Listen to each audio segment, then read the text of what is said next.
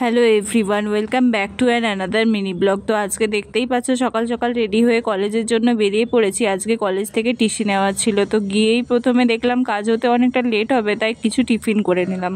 Tiffin সেরে খানিকক্ষণ বসেই ছিলাম কি ম্যাম আমাদেরকে ডেকে পাঠালেন টিসি নেওয়ার জন্য। তো টিসি কালেক্ট করে নিয়ে ওখান থেকেই লাঞ্চ সেরে আবারও বেরিয়ে পড়েছিলাম একটা জায়গা যাওয়ার জন্য। কোথায় যাচ্ছি সবই তোমাদের সাথে শেয়ার করব, তো ততক্ষণের জন্য স্টে টিউন। কলেজ থেকে বেরোনোর পর আমরা বাস ধরে চলে এসেছিলাম মেট্রো স্টেশনে, আর মেট্রো স্টেশন থেকে মেট্রো ধরে আমরা চলে গেলাম ব্যাঙ্গালোর মেডিকেল কলেজে। আমিও তোমাদের সাথে মেট্রোর বাইরের ভিউটা শেয়ার করে দিলাম। তো তোমরা কিসে ট্রাভেল করতে বেশি ভালোবাসো আমাকে অবশ্যই কমেন্ট করে জানিও।